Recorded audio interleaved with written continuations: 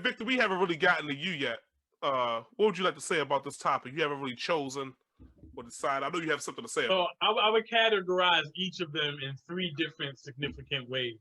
I think that it speaks directly to each of the individual greatness in the eras they played in. I think Allen Iverson is by far the most talented out of these three. I don't disagree with that. Some people don't understand the kind of freak athlete Allen Iverson was. Like if you saw his footage when he was playing like option quarterback in high school, like it's ridiculous. He could have been he could have been Michael Vick if he really wanted to, if he wasn't so good at basketball. In the same way that Randy Moss could have been an NBA player if he wasn't so good at football. Like that's the kind of freak of an athlete he was. And if Allen Iverson could go on a court right now and make everyone look like a peon, at any random playground. So yeah, I think he's the most talented out of the three.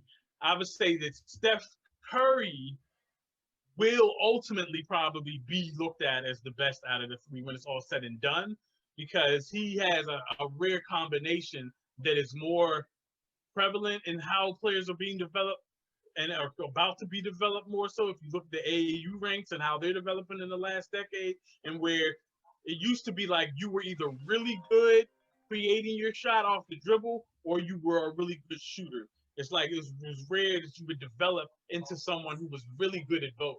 Steph Curry is one of the best at both, at creating off the dribble and just being a marksman shooting the ball. And the fact that he can do both of those, he can create off the dribble and then pull up and shoot, or set shot, or he can create for others off the dribble or go to the hole and score among the trees, even though he's smaller. Like, he's the best at being really good at all of those that we may have ever seen. And I think because of that, when it's all said and done, he will be looked at as the best out of these three. When you look at numbers, when you look at accomplishments, when you look at overall skill set, it's mind-boggling.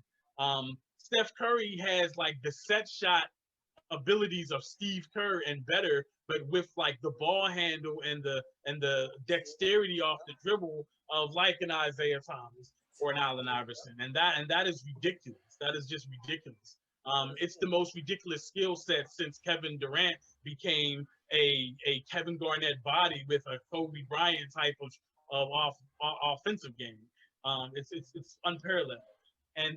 But then I would have to say for Isaiah Thomas at this moment I still think is the greatest, the greatest, the most accomplished, the highest on the Mount Olympus of basketball heroes out of those three, because plain and simple, he beat Bird, Magic, and Jordan during the era of Bird, Magic, and Jordan. And who else did that? Nobody. No one. And he was the leader of those bad boy Pistons. Like, he was their offensive catalyst, and he kept things balanced on the defense by being able to cover whoever the other team's catalyst was.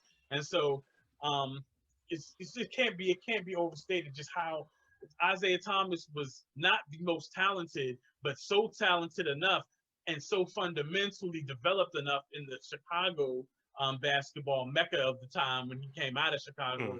Like, that's those days of high school basketball in Chicago was people to this day. Like, so I mean, I know a little bit about the history of high school basketball because, you know, I played in some pretty talented circles coming up, including I played against LeBron, and it was from day one you could tell that this motherfucker was a unit. Like, he was 2 years younger than us, and it was ridiculous.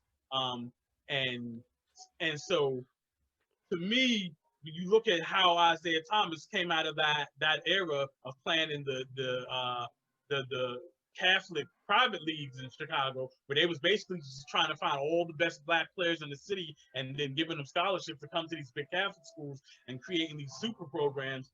He was leading this team to the state championship. And to the point where people were like, where's the next Isaiah Thomas? You watch Hoop Dreams, and they're literally looking for the next Isaiah Thomas in the inner city streets of Chicago.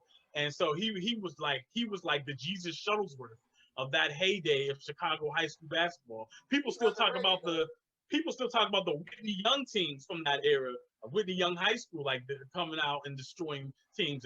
But Isaiah Thomas was like, you know, like the Jesus Shuttlesworth of that heyday of that that high school era in Chicago that was such a high level. So he came out of that. And so his game was so well developed playing against good players that when he got to the NBA, he wasn't shook. It was like he playing against 3 of the best players to ever live, and he led his team to victories against those. Today as what I was when I was born, a black man. Your racism bounces off me, I'm bulletproof. Your prejudice gets deflected, I'm bulletproof. Your hatred can't penetrate me, I'm bulletproof. My mind's